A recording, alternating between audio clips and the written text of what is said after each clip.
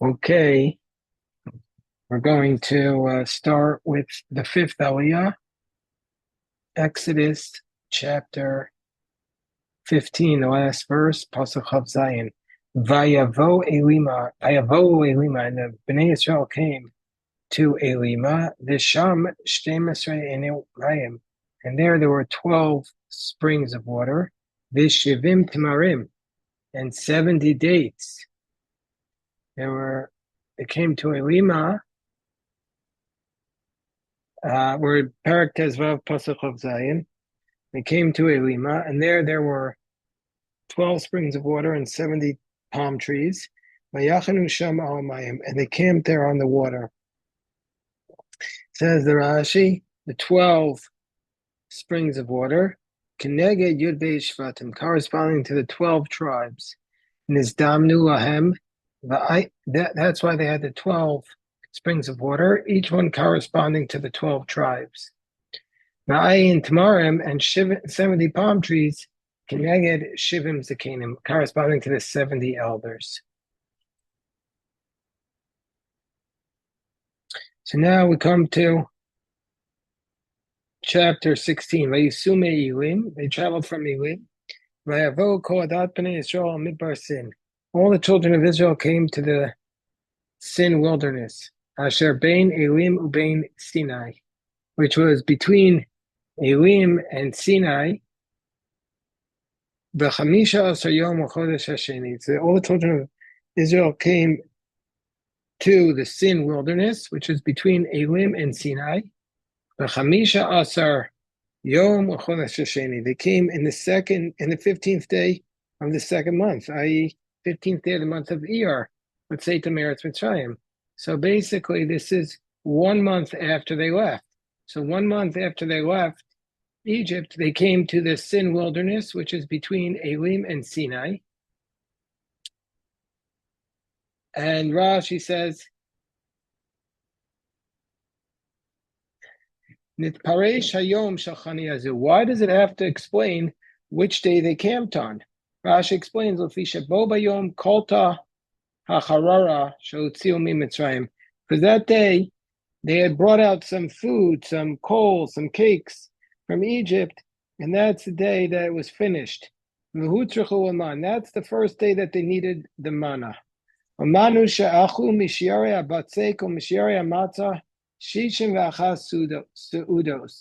They needed from the remnants of the matzah, or from the remnants of the dough, 61 meals. That's what they ate. And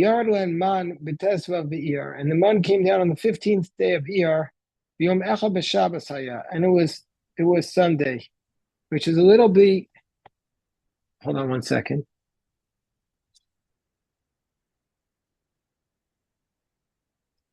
Which is a little bit challenging because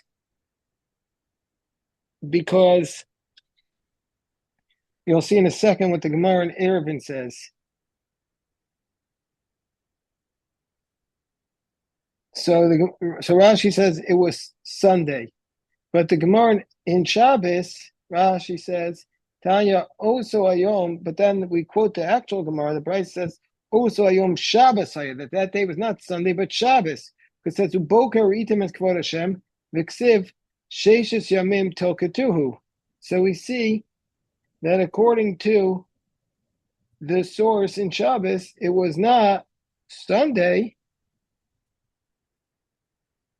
but Shabbos.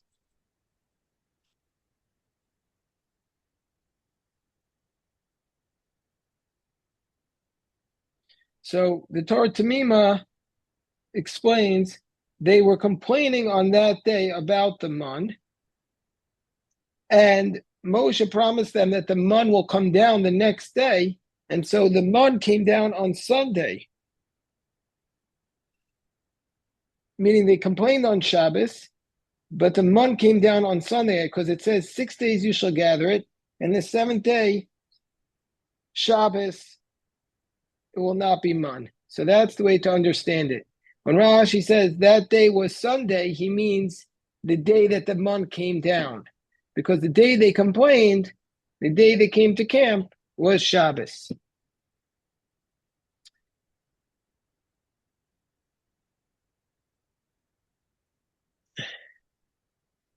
So it says the pasuk, "Vayilonu koadat bnei Yisrael Moshe v'Aaron b'midbar," and all the bnei Yisrael complained to Moshe and Aaron in the wilderness. Says the Rashi, Tanya, Amar Rabbi Yehuda. Why were they complaining? Because the bread finally finished. All the bread that they brought out from Egypt. I also wanted to mention that they had 61 meals. The number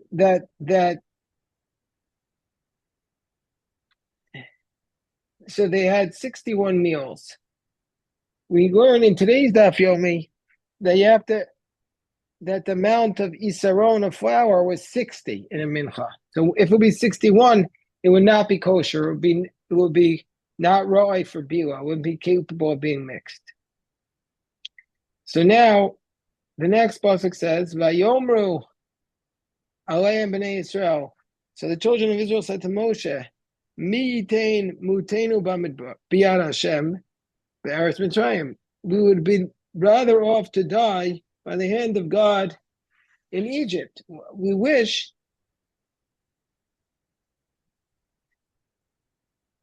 we would have died if God would have given us to die in the land of Egypt. Bishiftenu al sira basar. We sat by the pots that have meat in them. Ba'achlenu lechem l'sova. And we ate bread and were satisfied. Ki utzitem otanu el mebar hazeh. That you brought us out to this wilderness, la'amit et kol ha'kal hazeh barav, to kill everybody by famine. So they said, we remember when we sat by the pots, and we remember when we ate the bread. And now we're going to die by famine. Notice, by the way, they don't say we remember eating the meat. They said we remember sitting by the meat pots. Totally different, eating the meat than actually seeing the pots. And this tells us how our mind works. When we think of the good old days, they didn't actually eat the meat. They just sat by those pots. Says the Rashi, Mi yutenu mutenu. Rashi says the way to read this verse is Shenamut, that we would have rather died.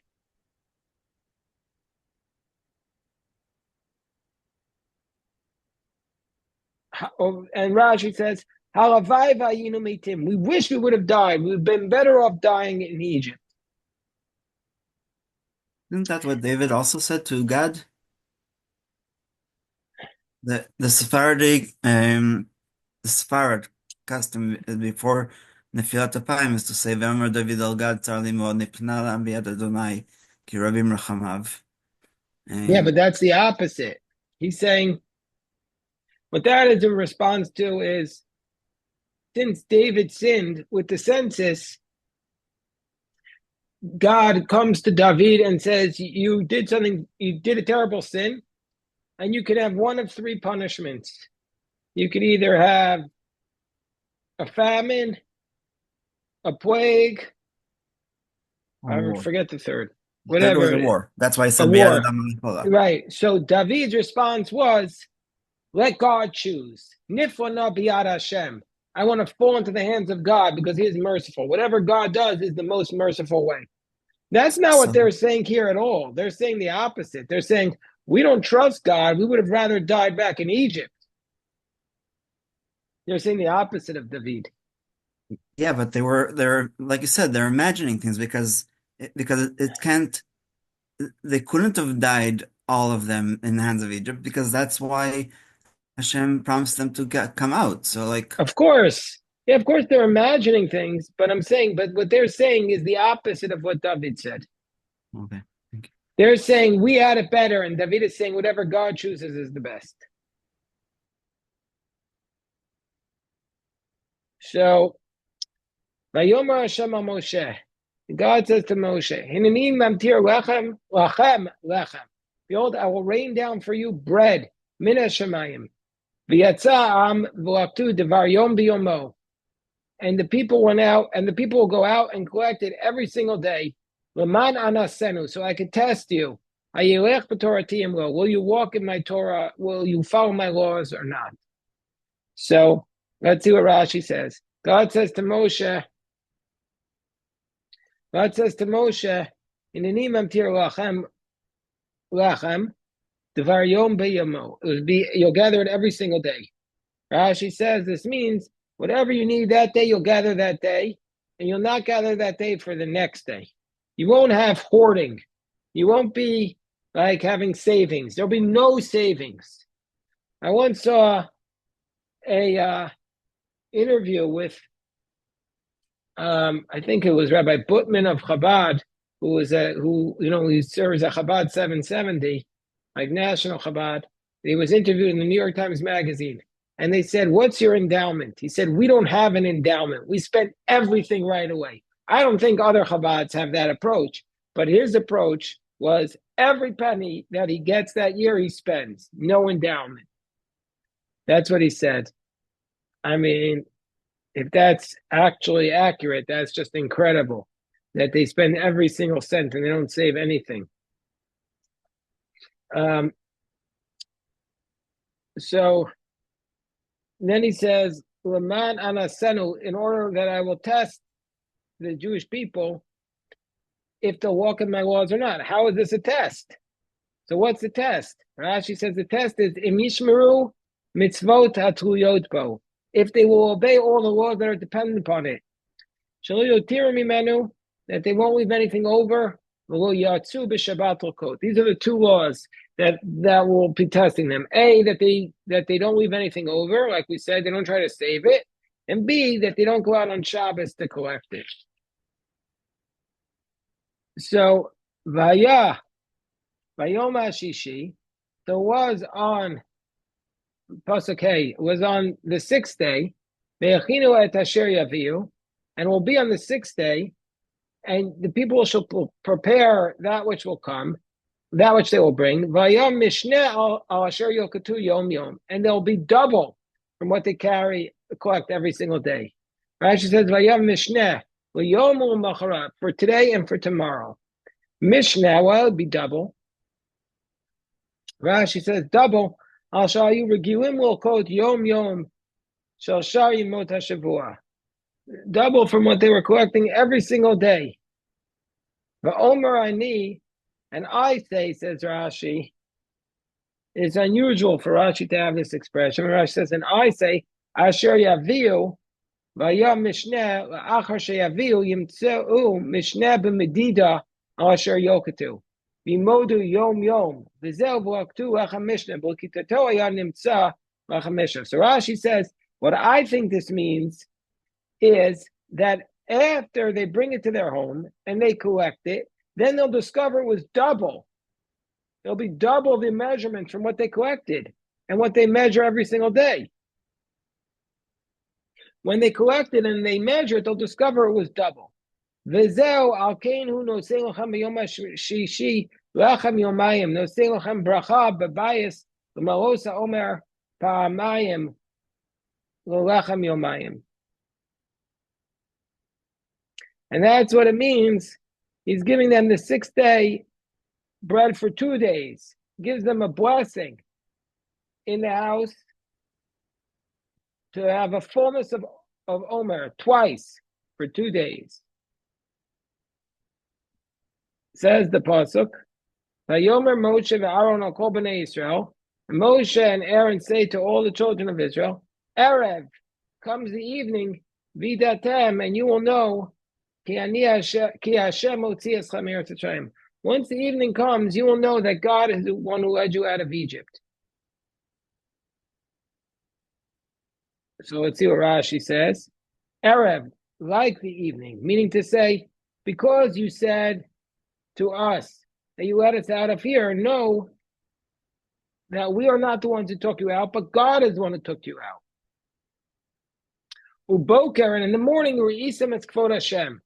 And in the morning, you'll see the honor of God.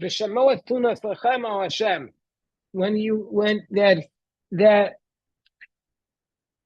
He heard your complaints about Hashem.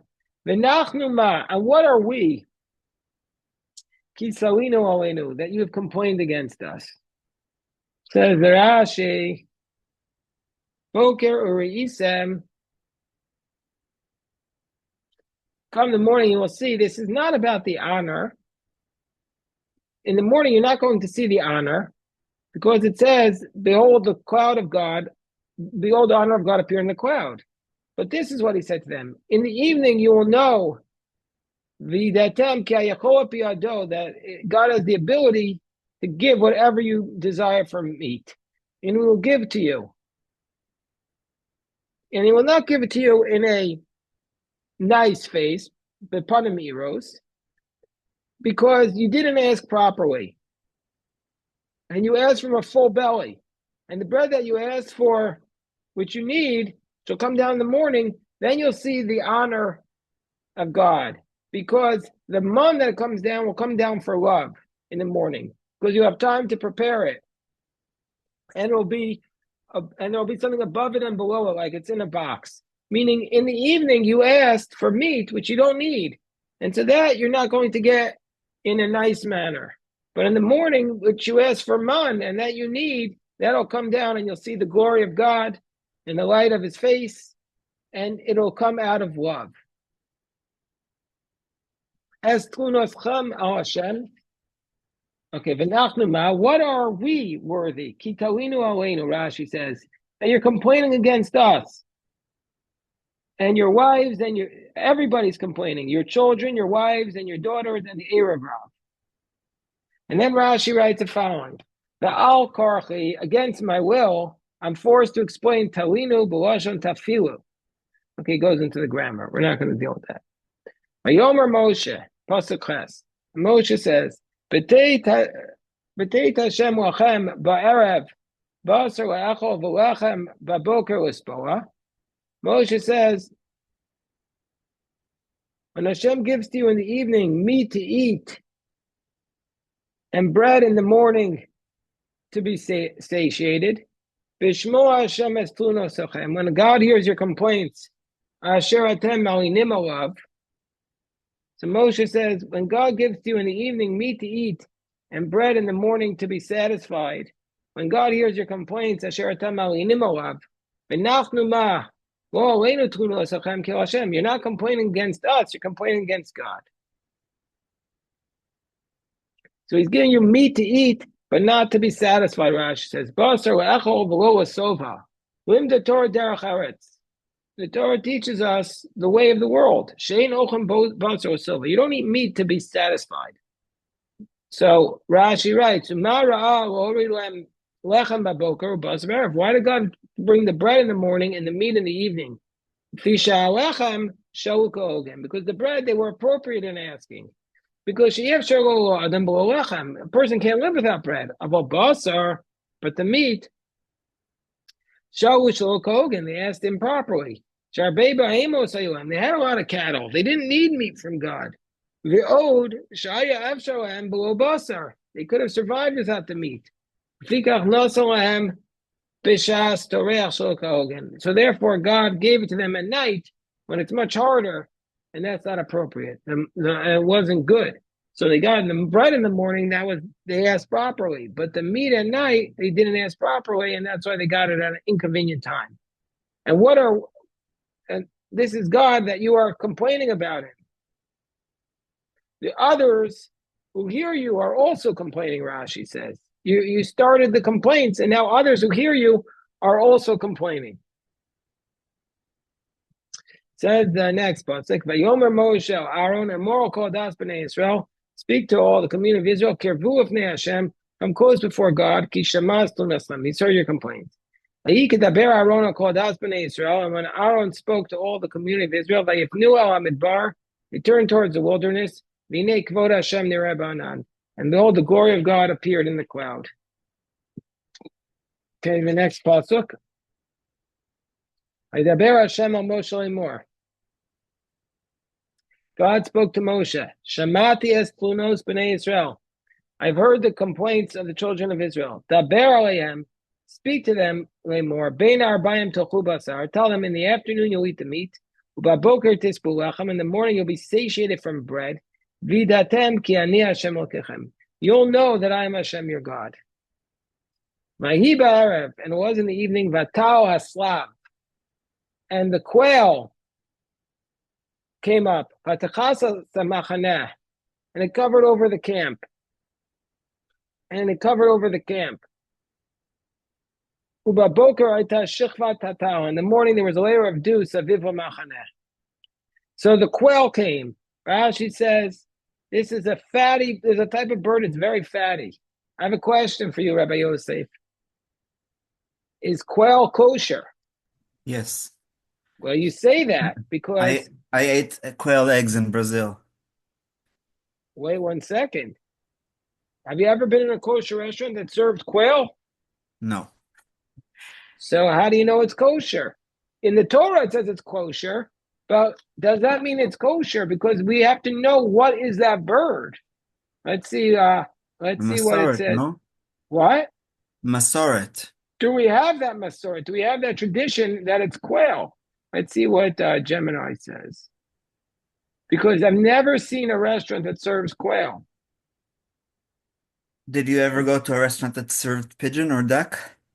Yes, Okay, because I was yes. once in the barbecue room in Ramada in Jerusalem. Here. Our dear cousin treated us and said, "Take whatever you want, have whatever you want." And there was duck and pigeon, so we basically split it a little. There's not much. No, the Just duck I've had many Quail's real times. expensive. Here. So here's what the thing is. Not this is what the OU says. Not every bird called a quail is considered kosher because in the modern kosher market, there's a distinction between Coturnix quail.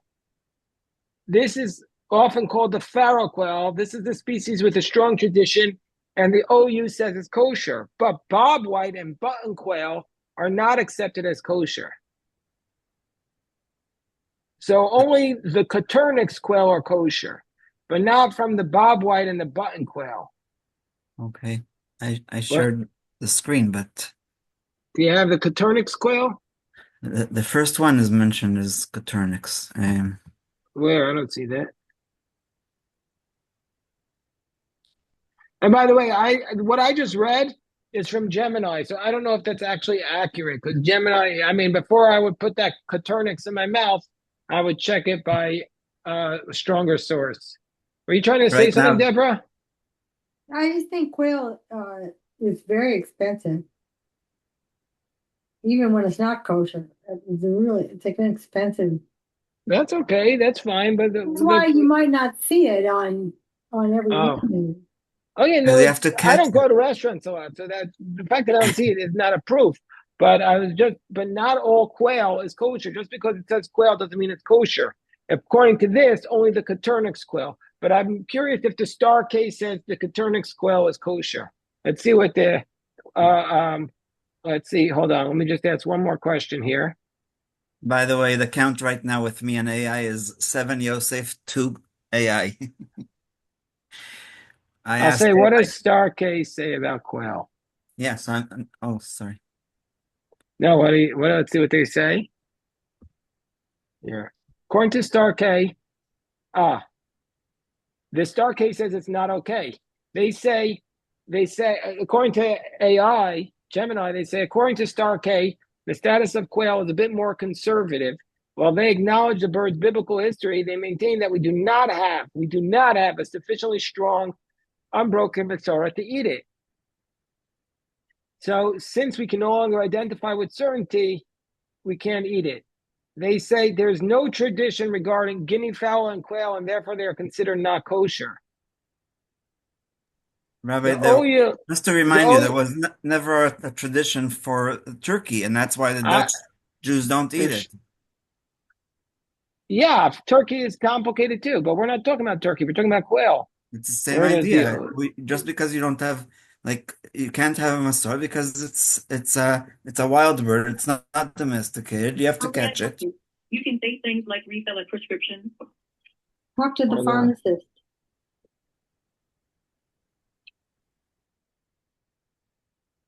Okay, I'll get someone to help. But first, let's Hold on, we can hear you. If that's Deborah, we can hear your pharmacist. Sorry. your date of No, it's okay. Okay, they have a whole article about it.